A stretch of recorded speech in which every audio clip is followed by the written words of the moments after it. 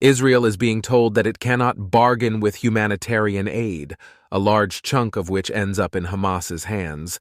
But no one seems to be telling the Palestinians that they cannot bargain with Israeli hostages. Few people mention that Palestinians attacked Israel during a Jewish holiday, Simchat Torah, on October 7th. But Israel must go above and beyond to forsake Palestinians, including Palestinian terrorists, during Ramadan. Israel is being pressured to expand entry of humanitarian aid into Gaza, but no one is pressuring Hamas to offer more aid to the Israeli hostages. Palestinians can start a war, lose, and then cry about it, but Israelis are rarely allowed to win a war in self-defense. The United Nations Relief and Works Agency for Palestine Refugees, better known as UNRWA, willfully employs hundreds of Palestinian terrorists, but Israel is conducting a nefarious political campaign against the organization.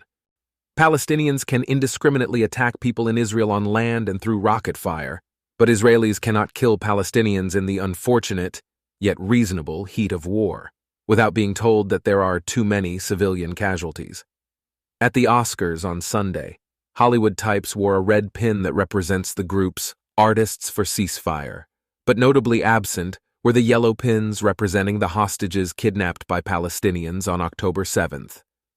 People question everything the Israeli government says, yet take Hamas's Gaza Health Ministry at their word.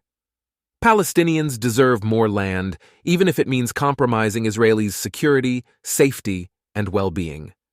The majority of Palestinians support Hamas and get a free pass for it, but Benjamin Netanyahu and his right-wing Israeli government are a major problem, and we should try to take down their ruling coalition.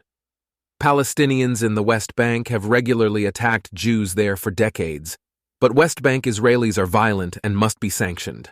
Let's help the Palestinians in Gaza get more aid through the sea, but let's not help the Israelis ensure the aid gets to the right people, and then ridicule Israel when it does not.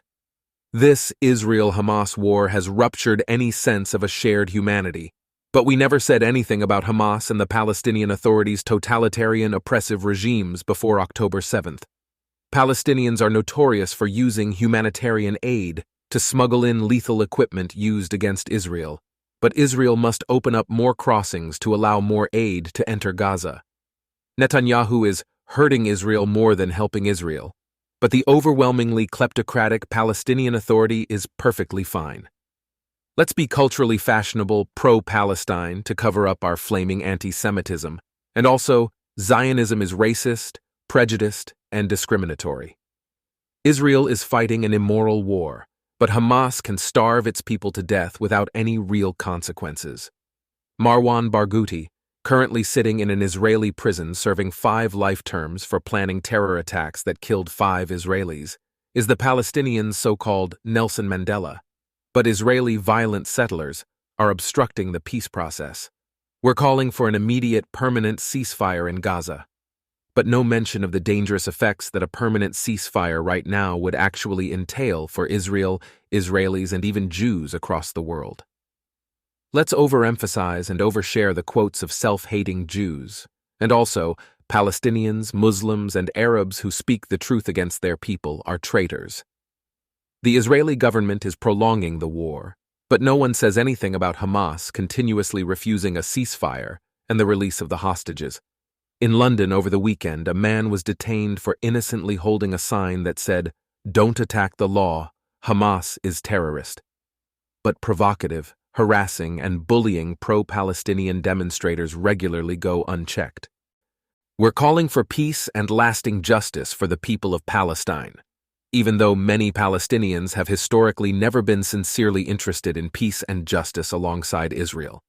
Let's condition military aid to Israel, which is defending itself after quite possibly the worst terrorist attacks in modern history, but let's not condition humanitarian aid to Gaza.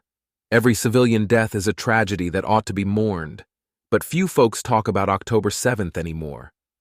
Free the river to the sea, Palestine will be free. But Israel is the one attempting to commit genocide. When the Palestinians attack Israel, they are liberating themselves from the Zionists. But when the Israelis respond, they are oppressing and ethnically cleansing the Palestinians. Israel should accept a 2-state solution, and the Palestinians do not have to make any concessions. Let's airdrop aid into Gaza that reportedly killed people, and also, let's exclusively hold the Israelis accountable for all deaths in Gaza, irrespective of any context. Israel must not escalate the situation into a regional war, but the Palestinians want to use Ramadan to ignite the Middle East, and no one seems to care. A major Israeli operation in Rafah, the last terrorist stronghold in Gaza, is a red line. But leaving Hamas and Palestinian Islamic Jihad intact in Gaza is not. Let's disparage the only democracy in the Middle East, and let's not say a word about the poor Palestinians who have never shown a desire for democracy. Netanyahu is a modern-day Hitler, and Israelis are today's Nazis, whereas many Palestinians have a copy of Mein Kampf translated into Arabic. #This is for Gaza, and also, how dare the Israelis try to eradicate Hamas from Gaza, even though doing so would be remarkably better for Gaza. Politicians and bureaucrats are scolding Israel for fighting Islamic extremists, of whom said politicians and bureaucrats are frightened. There is a growing famine in Gaza, and also 102 food trucks have entered Gaza every day, on average, during the last few weeks. 50% more trucks than before the war started.